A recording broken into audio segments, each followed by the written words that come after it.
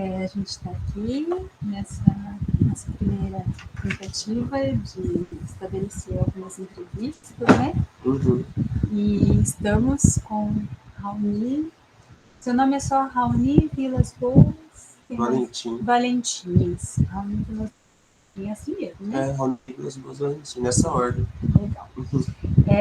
O Raoni, para quem não sabe, é nosso músico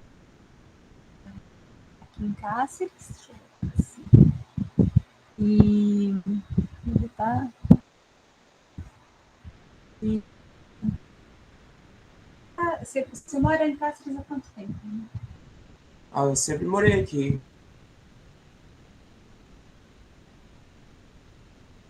Um período de 96 a 2002 fora. Morei em algumas cidades interiores. Sempre fora isso. Sempre fui daqui. É.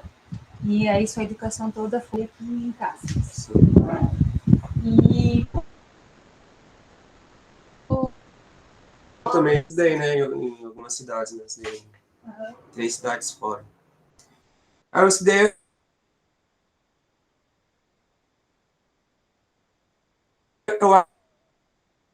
10 escolas? Bom, a princípio eu estudei no Ambrósio, né? No Junco, morei no e a gente mudava muito, né? Eu estudei no Ambrósio, aí o período que eu estudei no Ambrósio de 93 a primeiro semestre de 96.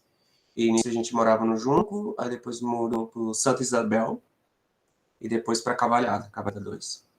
E aí meu pai é policial, ele pegava destacamento. Uhum. Aí depois a gente mudou para Lambari do Oeste, aí eu estudei lá no Padre Anchieta. Depois a gente foi para Mirassol, aí eu estudei no BCC. Depois a gente foi para Sal do Céu, aí eu estudei no Vila Nova. Depois a gente voltou para Mirassol, aí eu voltei para o BCC. Aí a gente voltou para cá, eu estudei União e Força, Rodrigues Fontes, no Natalino, Seon. Aí depois eu fui pro... Oh, meu Deus, como é que é o nome? No EJA ali, no SES. No Sim. SES, né? Estudei lá no SES. Aí nisso que eu estudei no SES, eu nunca estudei lá no prédio do SES, né? Eu sempre pegava que eles tinham uns... Por exemplo, fazia no Esperidião Marx. Aí eu fiz no Natalino de novo, eu fiz no Seão, fiz no 14 de Maio. Estudei bastante prédio. E você acha que essa mudança assim, que você sofreu de muitas escolas, tal, isso influenciou na maneira que você enxergava a escola?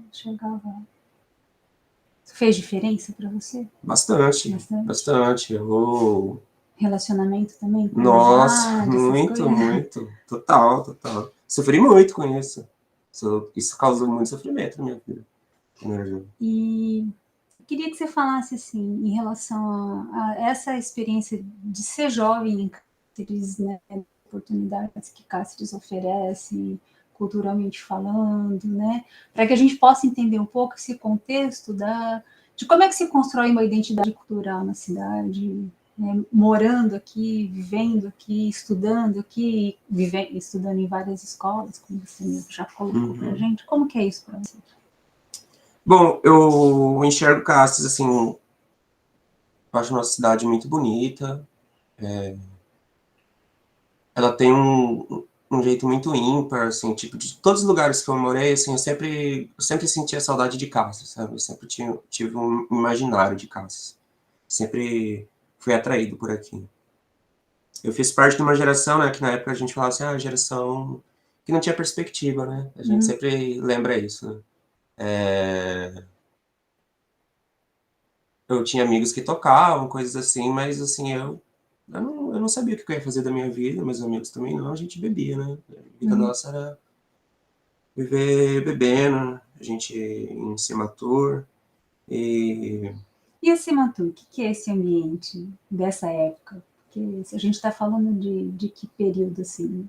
Nossa, a gente inventou a Sematur. Foi na minha geração que inventou esse negócio de frequentar lá. Porque até então não podia ir lá, né? Porque nos anos 90 era fechado lá, né? Eu ia tomar banho que falava mini praia, né? A gente só passava por baixo. Aí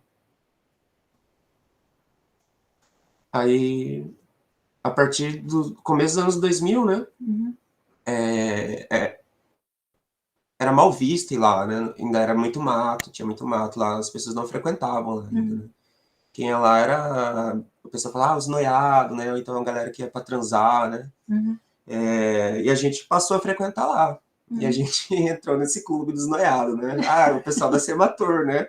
Ah, eles vão lá na Semator. Era horrível ir na Semator, né? Você era mal falado. Nossa, credo ir na Semator, né? A polícia ficava batendo lá. E tinha só por conta dessa má fama mesmo, não que fosse um... Realmente era desse jeito. Realmente era isso Tinha mesmo. essa pegada também. Era isso. Entendi. Só que a gente foi transformando, a gente começou a frequentar, né? Porque era um lugar que a gente se sentia menos incomodado, né? A gente se sentia menos incomodado indo lá. Eu lembro que foi a própria polícia que uma vez sugeriu pra gente, por que vocês não vão pra Semator? Né? Porque a gente ficava na Duque, né? Mas a gente acabou revezando Duque e Semator. Porque eles sempre iam lá e falavam assim, olha, gente, a gente vem aqui todo dia. Às vezes a gente nem quer vir, mas vizinhança fica ligando o tempo todo, a gente tem que vir aqui. Por que vocês não vão lá para Semator? Ninguém vai ver, vocês fazem o que vocês quiserem lá. Enche o saco. Por que a vizinhança se incomodava tanto? A gente era diferente, né? A gente ficava lá de segunda a segunda, com muita gente, tipo, no mínimo 8 pessoas. A gente sempre tava lá jogando baralho, tocando violão. Eu levava um amplificador que eu tinha pra gente ficar ouvindo música, né? Na época tinha que levar um som e um amplificador, né? Hoje em dia você pega uma caixinha de Bluetooth já era. E eles não gostavam, né, da nossa presença, porque lá era uma praça pacata. A Duque de Caxias era uma praça pacata. Mas, né, pelo que eu sei, pela minha mãe conta, né, a Duque de Caxias eu acho que sempre foi uma praça transgressora, né, de todas as gerações lá sempre foi um lugar, né, eu acho que por ser escuro, né, e tinha o BS lá na frente, né, então eu acho que lá sempre foi, de geração em geração lá se reinventa, né, sempre tem um grupinho que gosta de ir para Duque de Caxias. Né? Entendi. Bom, então, desse caldo cultural que a gente está falando, né? Aí, quando que surge o grupo? O Mormar Severino, bom, nos anos 2000, eu acompanhava bandas, né? Eu fazia parte da plateia. Eu sempre... Quais as bandas que tinham? Tinha Roleta Russa, tinha Gambiarra, Máfia, It. E quem eram as pessoas que tocavam nessas bandas? Eles estão por aqui ainda? Estão na cena? Se mudaram? Do Roleta Russa, Ronaldo era do Roleta Russa, o baixista que toca comigo. Ele tá nativo ainda. Dessas bandas, eu acho que a única que existe, mas mudou de nome, né? Era o Gambiarra, né? Que hoje em dia é o Polos Hermanos. Ah, tá. Que é do Giovanni, o Leonardo Vansan. Eles são... E tinha o Elber, né? Também, né? Per Elber, né? Per Elber.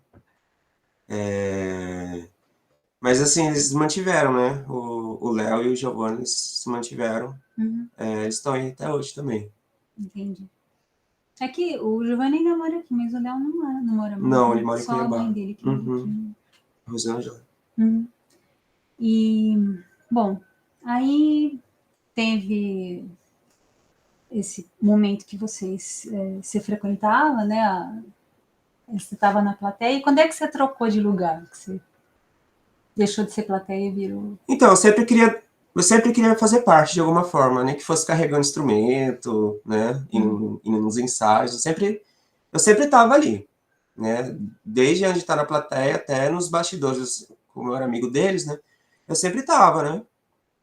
E aí eu comecei a tocar violão, né? Assim, Aí você começou a tocar sozinha? Você começou a trocar ideia? Como que foi isso? eu pegava violão dos outros, né? Eu fiz 2 aulas de violão, mas eu não... Só 2 mesmo, assim. Tipo, eu não sabia nada. Aprendi 5 notas. Mas eu achava meu professor muito estúpido e eu parei de ir, né? Nossa, ele era muito ruim, assim. Tocava muito bem, ele tocava muito bem, mas ele era muito estúpido. Aí eu deixei de ir, eu desisti por um mês, eu acho, assim. Eu acho que eu não levo jeito mesmo, né? Aí depois eu ia, tipo, a gente sempre conhece alguém que tem um violão, mas não toca, né? Eu toquei muitos anos em violão de pessoas assim. Deixava comigo 6 meses. Eu ficava ali, pim, pim, pim, pim, pim, pim, pim, pim, pim, pim. Tinha uma amiga minha, até ali, ó, a companheira do Léo, do Polos Hermanos. A gente lembra disso até rindo, né? Que ela, em 2004, eu ia na casa dela, pegava o violão dela e ficava pim, pim, pim. Tinha época que ela escondia o violão de mim, não aguenta, você vem aqui, você não sabe tocar, e você fica aí a noite toda aí, e não sabe tocar, cara. Eu não vou dar esse violão pra você, tipo, né? Aí eu arranjava o violão dos outros, e assim eu fui aprendendo. Aí tinha um pouco também essa coisa de você ver um pouco, trocar ideia com a galera, ver eles fazendo. Né? Isso, imitar, né? Tipo, olhar ali. Mas de certa forma foi o seu próprio. A sua própria forma de aprender e produzir. Sim. Você se lembra quando é que você fez a sua primeira música? Acho que em 2006. Final de 2006. Mas aí o grupo já existia ou Não. não? Você começou a escrever e essa inspiração assim foi em função de precisar falar, colocar para fora, que te inspirava assim? Eu tive um ataque de pânico bem severo mesmo, né? E depois eu nunca mais voltei ao normal, na verdade. Que eu tive, eu nunca mais deixei de ter. Tipo, parece que eu nunca saí dele. Eu tive e parece que eu aprendi. Foi igual respirar. Na hora que eu tive o ataque, eu nunca mais consegui me livrar dele. Tipo, eu tive disfagia também na hora, sabe? Eu não consegui. Hã? Tá com calor, eu ligo o ventilador. Não tô. Tá. Não precisa ligar não, porque eu acho que vai atrapalhar o sono. Eu acho que eu posso por ele aqui embaixo, mas e aí? Não precisa ligar não, acho que tá tranquilo. Não tá, quer ver? Dá pra pôr aqui, ele não pega. Pega na gente, mas não pega no som. Dá uma arejada. Tá. E aí? Então, eu tive um ataque, né? Na época eu não sabia que era um ataque, não se falava. Hoje em dia se fala, né, mais ou menos, mas na época eu nunca tinha ouvido falar disso, né? Tinha recém feito 19 anos, era bem mais jovem. E fui pro pronto-socorro, achei que eu tava morrendo, né? Eles falaram que eu tava tendo overdose. Ixi, eu fui várias vezes no pronto-socorro com ataque. Ali uma vez, eu fui 16 vezes em 8 dias, assim. Você de novo. Eles não te levavam a sério? Não. Óbvio. Eu era humilhado. Tenho trauma de pronto-socorro por isso. E eu não conhecia ninguém que tinha ataque. Aí eu não tinha, não é igual hoje, né? Que você pesquisa um pouco, pesquisa, né? descobre algumas coisas. Era uma outra época, né? Tipo, é diferente. E eu fiz endoscopia, fiz um monte de exame, ninguém falava, assim, os médicos nem levantavam essa hipótese de ser psicológico. Mas será que não é psicológico? Porque eles iam e faziam, mas não tem nada. Você falou, não, mas eu tô sentindo. Falava, fecha aqui, se eu não consigo engolir, não consigo respirar, parece que eu vou desmaiar. Eles, não sei, tem que fazer, tipo, eles não levantavam isso. Hoje em dia é diferente, você vai no pronto-socorro, né? Eu acho que acho que isso já entra dentro da formação, eles já falam assim, pode ser, né, psicológico. E hoje em dia também, se eu tiver um ataque muito severo, às vezes eu tenho que ir no pronto-socorro, aí eu falo, né, eu já fiz tratamento, né, aí eles perguntam que remédio, né, também para eles verem se pra eles saberem se é verdade mesmo. Aí eles, né, dão uma medicação lá, certo? Eu posso tomar ela, na verdade, em casa, mas é que tá no pronto-socorro, parece que alivia, né? Assim, dá um piripaque, eu tô aqui, né? Já tô aqui.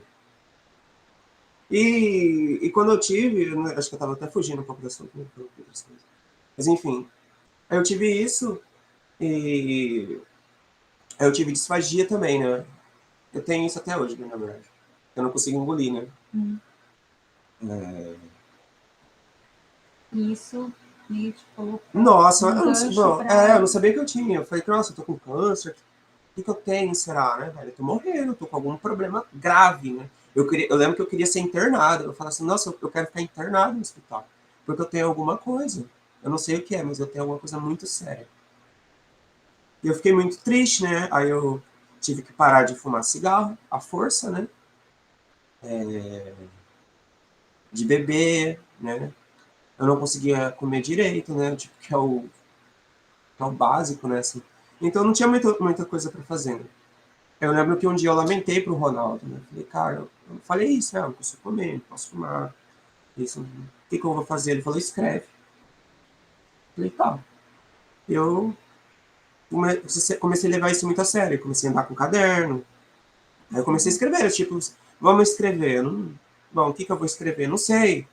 Tô puto com essa situação da minha vida. Eu não sei o que eu tenho. E foi indo, e fui afiando, né? Aí fui afiando a escrita até chegar, né, no ponto que eu tô.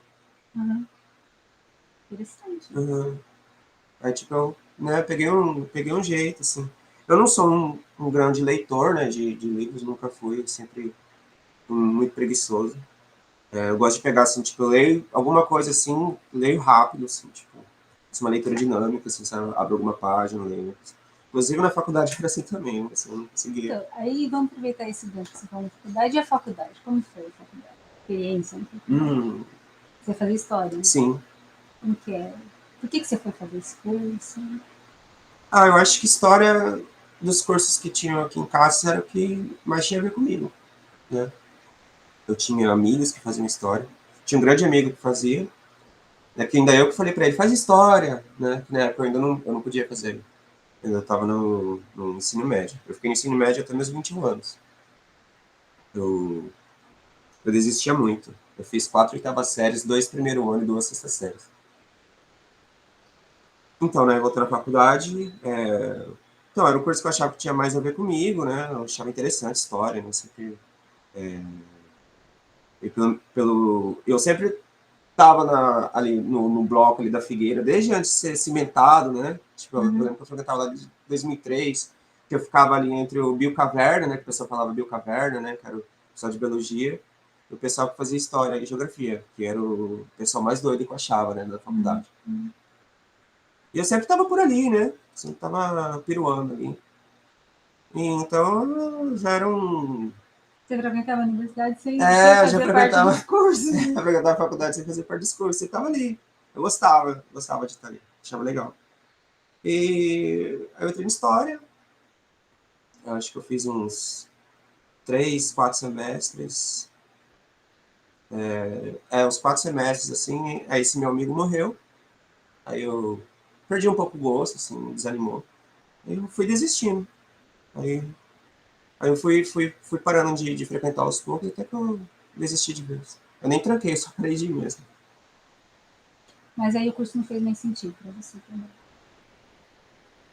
Eu já tava com outras coisas na cabeça. Eu acho que a bagagem que eu precisava pegar do curso, né, na época, eu achava que já era o suficiente, né? Mas aí, E de alguma forma, esse curso que você estudou no curso te influenciou? bastante, nossa, bastante. Ele me deu muita bagagem crítica, né, de ciência, de muita coisa. E, inclusive, eu boto, né, muito isso em prática, né? Eu tento colocar, né, no meu modo de ver e pensar. Como que você vê, por exemplo, o fato da universidade, da Unemat estar aqui e você acha que faz diferença como uma possibilidade para a juventude aqui em Cáceres? As políticas, por exemplo, não só de bolsa, mas as políticas culturais que a Unemat às vezes tenta Eu acho que, implantar. eu acho que a única coisa que faz sentido para a juventude em Cáceres é o Unemat. Aqui não tem nada. A Unemat a única coisa que oferece alguma coisa, sabe? Para os jovens. Vai ter uma bagagem teórica, uma formação, né? Que seja, é o Unemat. É a única coisa que tem aqui em Cáceres. Cáceres é muito carente. Muito, assim. Severamente carente. Deixa eu perguntar.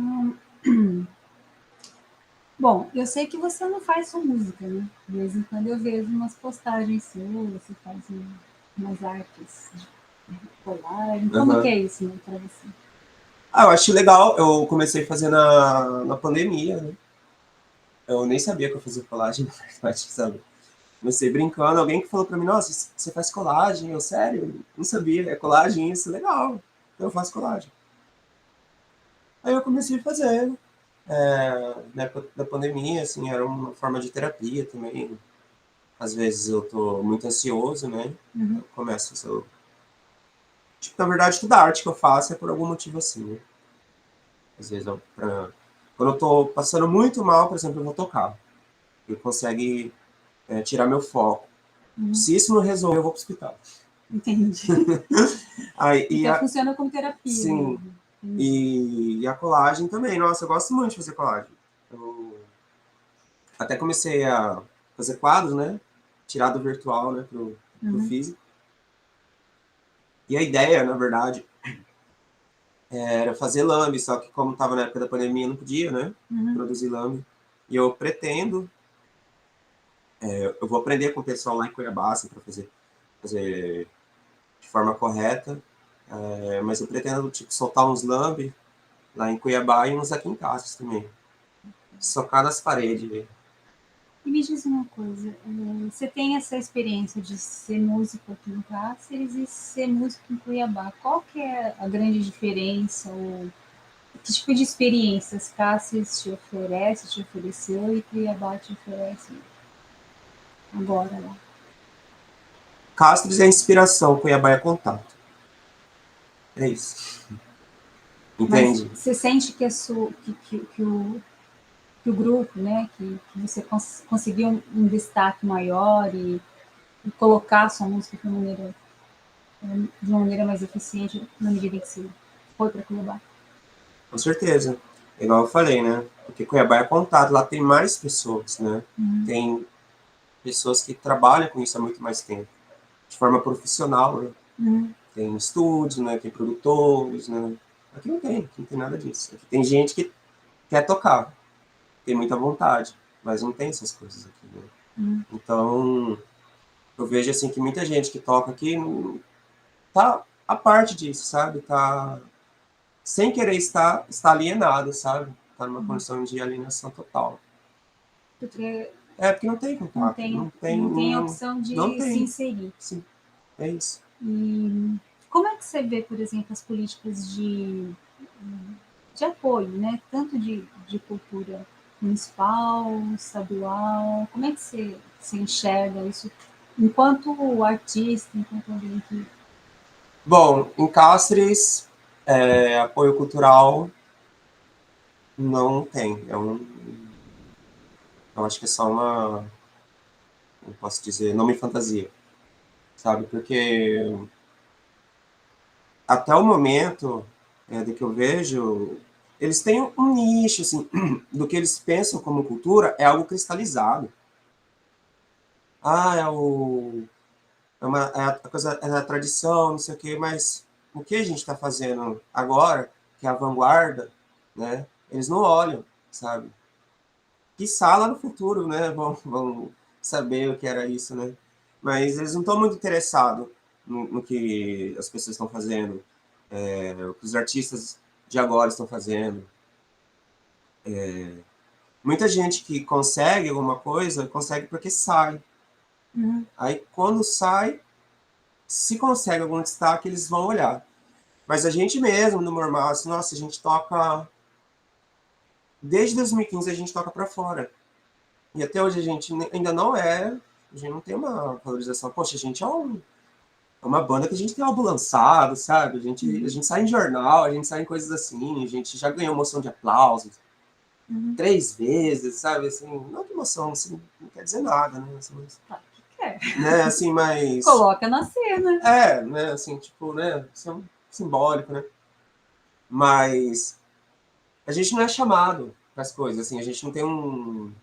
Nossa, vocês estão fazendo, vocês representam o caso. Não tem essa Não, pegada. não. Eu, particularmente, assim, eu desisti, eu não corro atrás. Eu vejo em fóruns, em coisas assim, em grupos, assim, o pessoal se debatendo atrás disso, porque, né, fazer o que tem que conseguir de alguma forma, né? Eu prefiro evitar, eu tô um pouco cansado, eu tô, tipo, um pouco desistir, sabe, um pouco de caças. Enquanto, digamos assim, profissionalmente falando, né? Você tem uma perspectiva, assim, para além, sair de Cuiabá e aos altos voos? Com certeza. Eu sempre Vocês tô... estão planejando alguma coisa? Eu sempre, tudo que eu tô fazendo é para alcançar alguma coisa no futuro. Sempre eu faço uma coisa pensando no passo seguinte, né? Tipo, eu tô fazendo isso aqui com propósito para tal. Essa entrevista aqui vai me servir para alguma coisa. Vai. Sabe?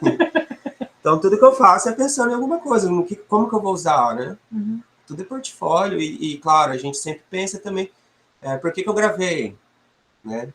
Gravei por gravar e pronto? Não, né? Tem várias questões, né? Do que eu posso conseguir com isso, né? Você teve agora, recentemente, no último edital do Estado, você teve uma proposta que foi aprovada também, né? Sim. Em termos de castres, foi a única proposta, se não me engano, né? Isso também é uma vitória do ponto de vista do reconhecimento do trabalho de vocês, das propostas que vocês desenvolvem, né? Sim. A gente faz bastante projeto. A gente tá nessa aí. É legal. Quer dizer, dá trabalho, é muito trabalho mesmo. Mas tem que fazer, né? Sim, Ninguém sim. vai fazer pela gente, né?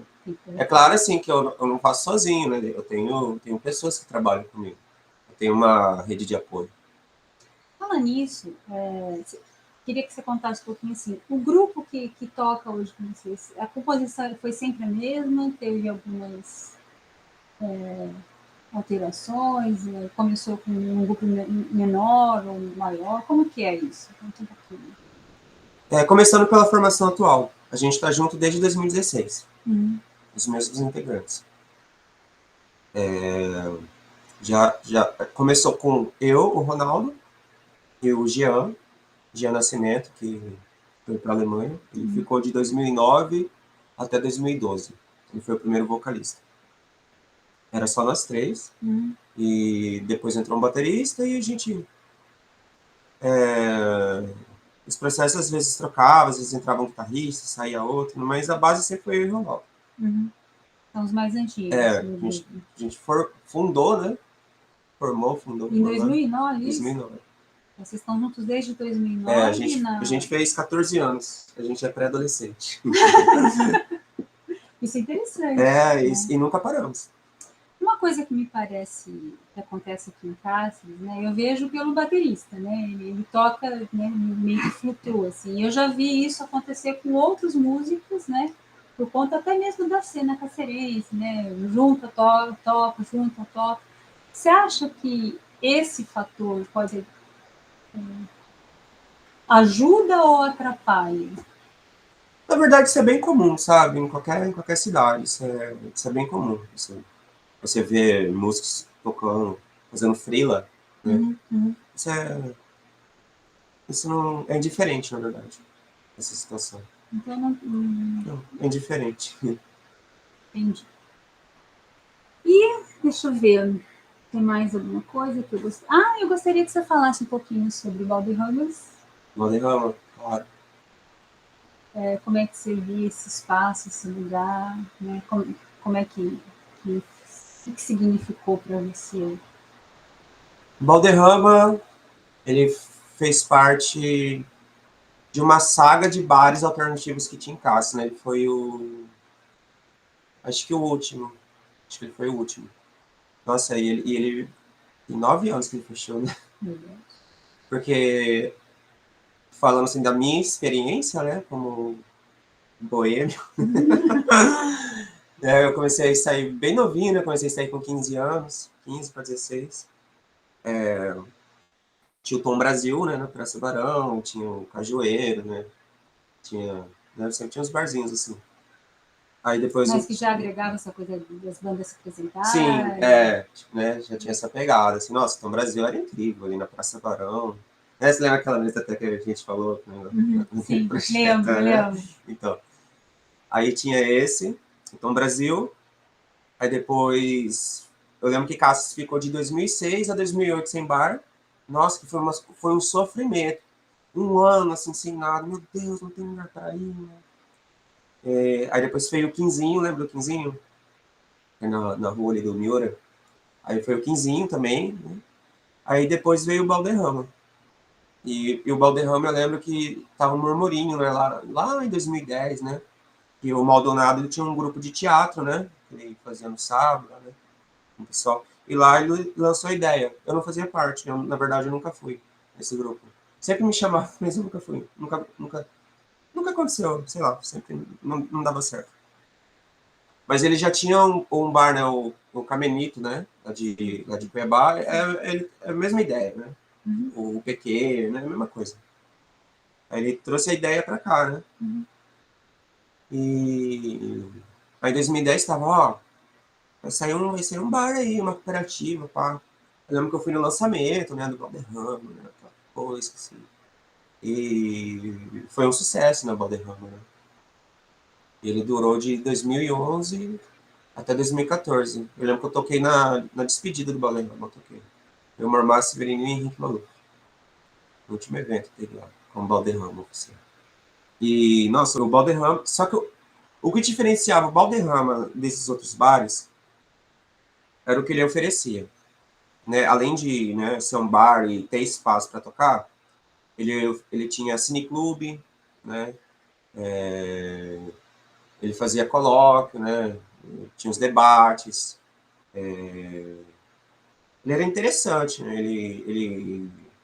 A juventude daquela época se sentia assim, mais conectada, né? Assim, com, tipo, está acontecendo algo, sabe? Tem algo acontecendo aqui, sabe? Eles sabiam disso. Era aquele negócio. A gente era feliz e sabia, sabe?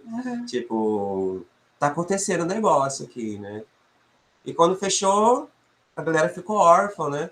E no mesmo ano começou o Sarau da Figueira, que contava até com o Maldonado no começo, né? Nas primeiras edições tinha o Maldonado, que era justamente do pessoal que fazia parte da cooperativa que fazia parte e frequentava o Balderrama. E disso saiu o Sarau da Figueira. Aí, 2 anos depois, infelizmente, o Maldonado faleceu. Aí criaram aquele evento que era uma homenagem, né, ao Balderrama e o Maldonado, que era o Buglistock, que até no começo era com um PQ, né? Depois eles substituíram por ficha normal, né? Muita gente entendia, né, assim, né, como funcionava, né? E bom, você vê frutos, né, disso, né? Tipo, olha só, né, essas coisas saíram tudo lá do Balderrama. E Você lembra o que era o UPQ? O que significava? ai, cara, eu esqueci, cara. Até esses dias a gente tá escrito lá, até esses dias a gente tava lembrando disso. Tava lembrando lá em Cuiabá, inclusive. Agora eu não me lembro. Legal. Mas eu tenho umas 3 notas guardadas. Guarda que vai virar ouro daqui a um tempo. Deixa eu ver. Teve aquele projeto que... Você lembra, né? Você ainda estava no curso de História, que foi o Rock na Figueira, que foi uma proposta que a gente tentou institucionalizar, não deu muito certo. Aí depois o pessoal fez um movimento cultural na Figueira, né? Como é que você vê isso enquanto proposta? Então, antes, né, eu sempre fazia o Jean, né, o Jean Cristiano, ele fazia uns eventos lá. E eu sempre acabava ajudando ele, né? Sempre acabava, assim, entrando junto com ele. Tipo, eu nunca tava na organização, mas eu sempre... tipo, porque às vezes eu chegava lá e falava, cara, não vai dar certo, porque faltou isso, faltou aquilo. Eu falava, não, eu queria que acontecesse. Eu ligava para não sei quem, presta isso, não presta aquilo, a gente ia no junto e fazia.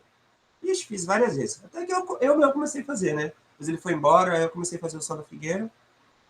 Depois a gente tentou fazer aquele projeto. É aí que entra esse negócio de Cáceres. Porque, assim, fazer projeto e ser aprovado em Câmara, qualquer coisa assim, não é difícil. O problema é o suporte. Não tem, né? Não tem. Como que você vai fazer? Você precisa de equipamento, você precisa de palco, iluminação, energia, cachê, né? Claro, né? Isso não, tipo, só passar, que lindo, passou, ih, já vi várias vezes, passamos, não sei o quê. Mas tá aí o suporte. O que importa é o suporte. Porque só dar uma aval para fazer um evento não precisa de uma autorização, de firmar um contrato, alguma coisa assim, em câmara, né, passar projeto, porque isso aí eu posso fazer de forma independente. Eu posso Sim. ir na prefeitura, eu quero usar tal espaço, vou lá na polícia, comunico e alugo as coisas, né, se eu tiver dinheiro, né, e faço, né, porque vai ser dessa forma que é, né, se não tem suporte, você tem que dar um jeito. E aqui não tem patrocínio também, né, então geralmente as coisas são feitas na marra. Bom, desde 2009 até hoje, com um disco gravado, com outro para Ser para gravado, ser um gravado, clipe pra gente gravar. um clipe.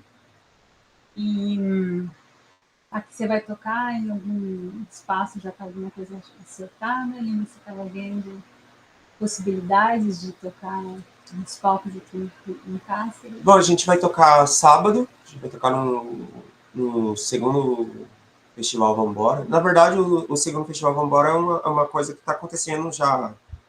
Na verdade, não é um evento só, né? É uma série de ações. E a gente vai tocar num evento que chama Flash Day, né? Vai ser lá na Praça da Mandioca, vai tocar bastante pessoas legais da Tiquebara. Que Tá? período que é isso? Vai ser da 1 da tarde até 11 horas. Não, vai ser da 1 da tarde até 1h30 da manhã. Quando que é isso? Sábado. Sábado agora? Sábado agora. Você podia ir lá, hein? Quem dera. Bem que eu queria. É de graça. Você na rua, você na hora. Muito legal. E quem que banca esses eventos? A prefeitura? Então, isso aí fez parte do Vambora, né? Que é um projeto, é um né? projeto, Isso. entendi. Que aí tem uma infra pensada, sim, né? tudo, justamente. Rola grana. Que bom, né? Vamos ver, né? Tem os editais para sair aí, né? Ali Paulo Gustavo, Aldo Blanc. Você pretende se inscrever? Talvez, porque eu já tenho uns 3, 4 passados já, eu tenho que executar eles ainda, né? Entendi. Aí, na verdade, eu não sei se eu vou fazer. Acho que provavelmente eu acabo fazendo, né? Uhum. Na verdade, desde 2020 eu tô no loop. Entra em projeto, sai de projeto, entra em projeto, entra em projeto, né, tá? Que eu acho uma coisa boa, na verdade, né? Assim, nossa, incrível. E você acha que esses incentivos culturais que a gente tem recebido, principalmente, né, dessas leis que foram quase que não saíram, mas acabaram saindo, isso faz diferença? Muita. Nossa, e como faz? Se não fosse isso, a gente não teria gravado. Várias coisas que a gente fez foi graças à lei de incentivo. Edital. A gente não teria a mínima chance de fazer. A gente estaria na mesma forma que a gente estava antes. Uhum. Porque, assim, eu lembro que antes da gente gravar, quando a gente tocava em outras cidades, a gente participava de festival, sempre a pessoa perguntava, né? Onde que a gente ouve suas músicas? E eu, pois é, né? Onde que eu ouvi nossas músicas? Né? Tipo, é uma coisa assim que atrapalhava muito a gente, sabe? Porque às vezes você vai tocar num festival mais profissa, vamos dizer assim, sabe? Mais organizado. Um pré-requisito básico é você ter coisa lançada, profissionalmente. Uhum. Foto boa, né? Então, você que tá vendo aí, você pretende ter uma banda, ou ser artista, corre atrás dessas coisas. Faz ensaio fotográfico, pensa no seu portfólio. Isso aí é a forma que você vai passar a sua imagem. Né? Quanto mais material, mais profissional, mais chance de conseguir as coisas você vai ter. Muito legal. Gente, acho que já tá dando, né? Tá? Eu queria agradecer imensamente por você ter vindo aqui, conversar comigo, para a gente gravar. E esse papo foi muito legal, né? E você sabe, eu sou super fã. Desde sempre, né? Sou fã da pessoa que você é, sou fã do grupo também. Eu esses dias vi que vocês têm músicas no Spotify, achei o máximo, né? Vou botar na minha listinha de reproduções. E é isso aí, gente. Esse é a nossa primeira entrevista, brilhantemente inaugurada, né? Olha, eu sou bom de inaugurar entrevistas, já inaugurei várias. Pilotos, essas coisas assim. Fiz várias vezes. E a gente espera que seja a primeira de muito, né? E é isso aí, gente. Sucesso pro Vamos seu ver, programa aí.